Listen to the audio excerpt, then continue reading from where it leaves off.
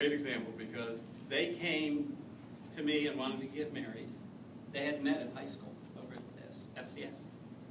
And our rule was you had to be out of college before you can get married. And the guy's got to be out of college. Chrissy's my youngest girl. And so they came to me.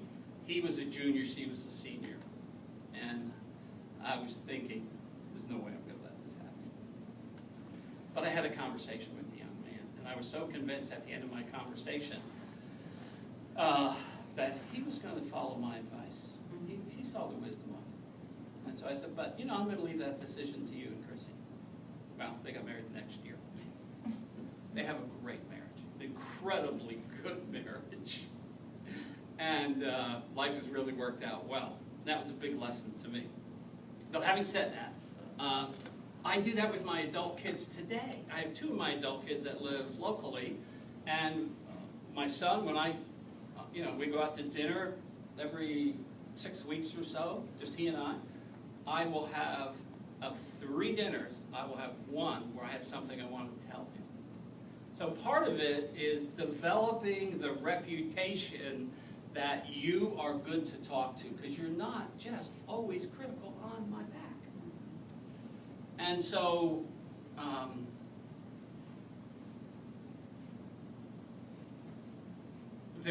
Josh is at UGA, and he's not doing well in math. He left high school here and actually started a tier up in math at UGA because he was tested out that well. His professor at UGA was an Asian. No one could understand him. Out of a class of 400, no one could understand him. His English was that bad. So Josh comes home and says, well, things aren't going well in math. I don't have a clue.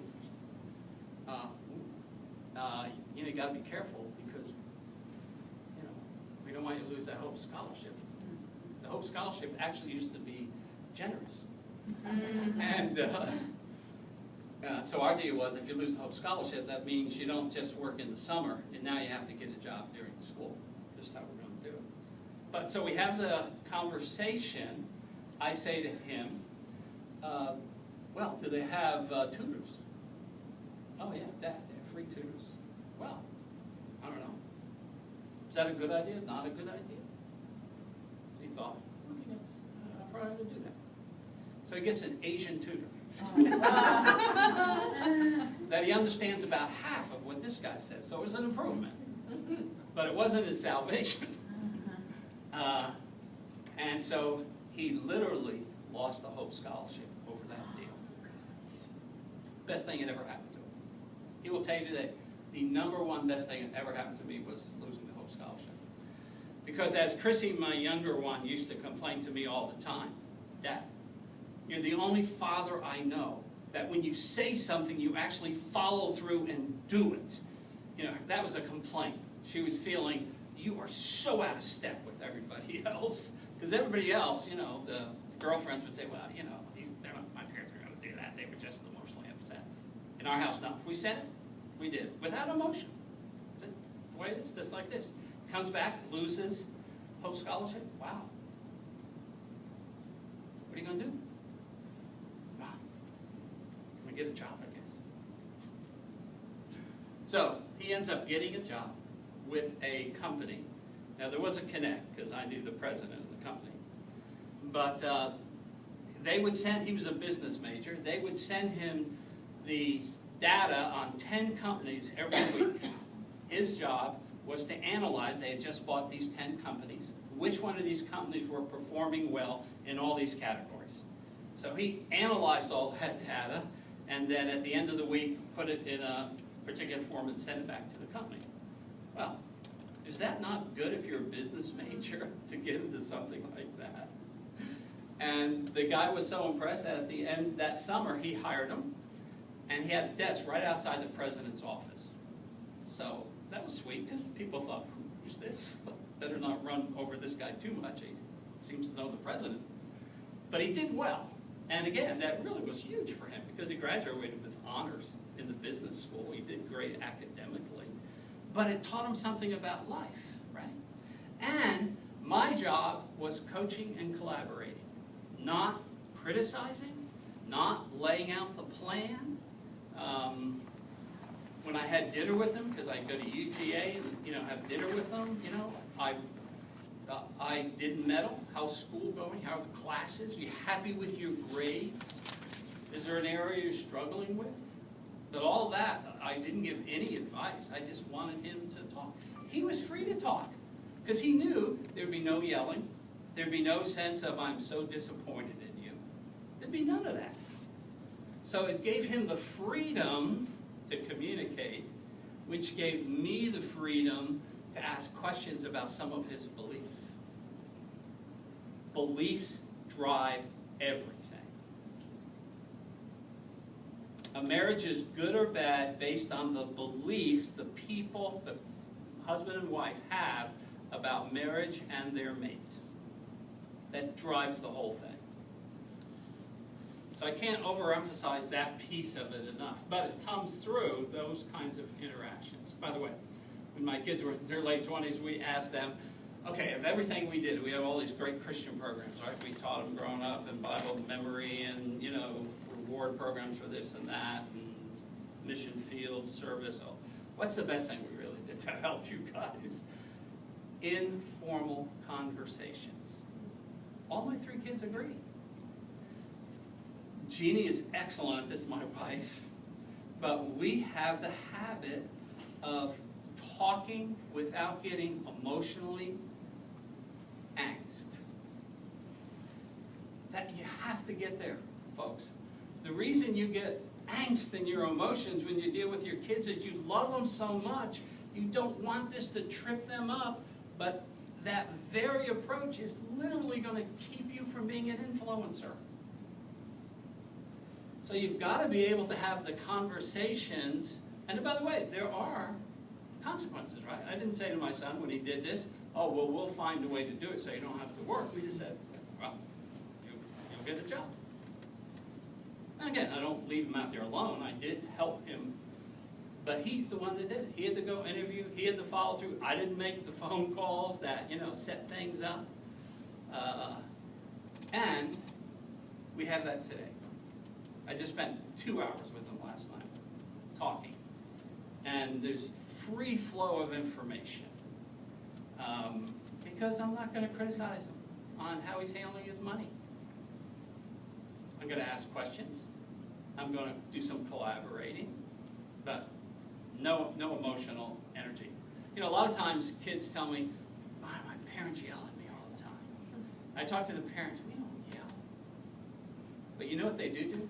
They have emotional intensity.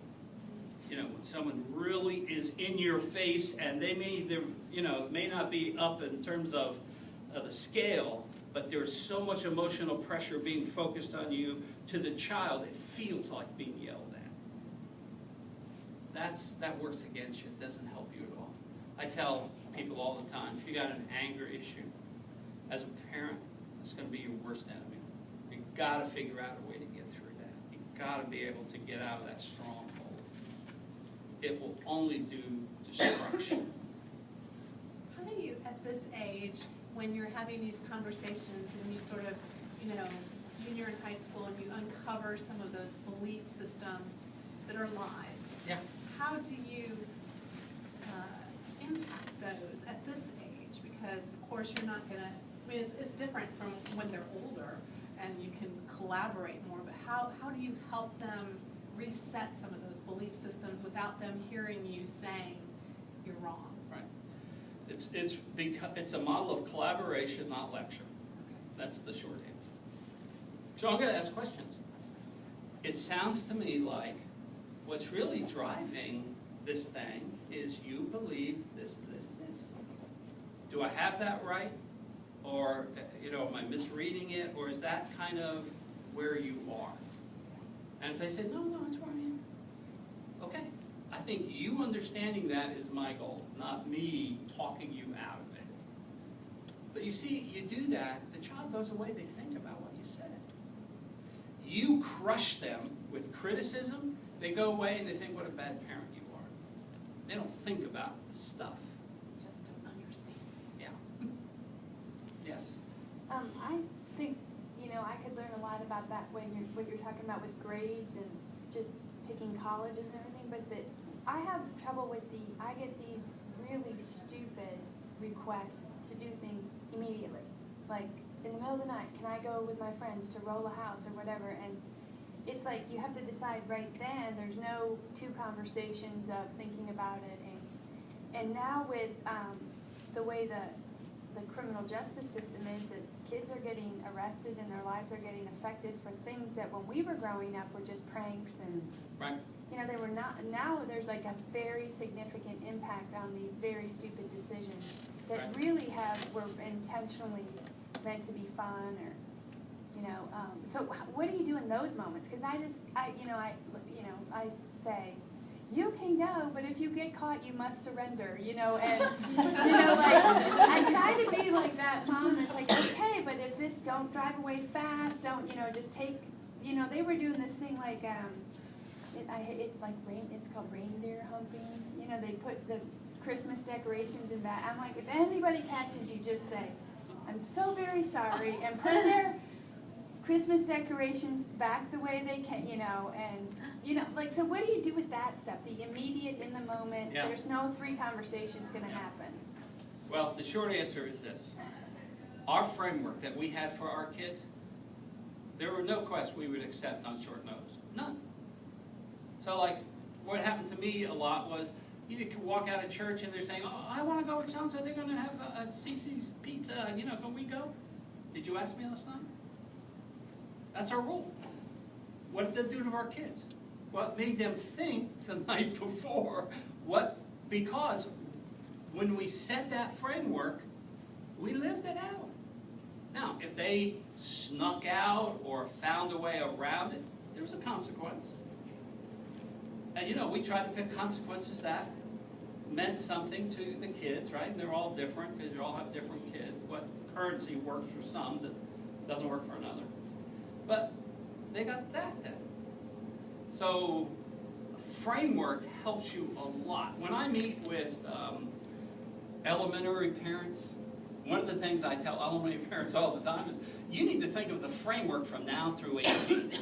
You need to tell them they're not driving until a year later than everybody else. If that's what you believe. That's what we believe. You know, we told them when they could date. We went through it all. So when it got there, it wasn't new news. It wasn't like, oh, I like this guy. I'm thinking of spending, you know, a night over his house. Well, I don't think that fits our framework. And so framework saves you a lot of decisions. Kids are little attorneys today. They're so good at figuring out the corners. And I told my kids all the time, well, you know, I hadn't heard that one. I hadn't thought about that. I'll bring it up at the monthly meeting. But we're not going to answer it now. So I think that really does help a lot. You don't let your children set the ground rules for how they do things. You set the ground rules that they live within. One more thing I want to say, because I'm going to be OT. And we won't have much time to deal with this, but this is number 2, the big deal. Your kid lives in a secular culture, right? A secular culture defines what they value, what they believe in, what kind of traditions and behaviors are acceptable. A culture defines all those things. The Christian, the biblical culture, is a very small part. They're in an ocean of secular cultures in a boat. And what we're not doing with our kids today, number one, we're not challenging them that there are huge advantages. God did not give us guidelines. He did not give us pathways because they might work. He actually gave them to us because they really work in real life. And so if you want to follow the values, the beliefs, the traditions of a biblical worldview, you are going to be radically opposed by the general culture. So I want to tell kids, you are going to be embarrassed by others. You are going to be made fun of. Do you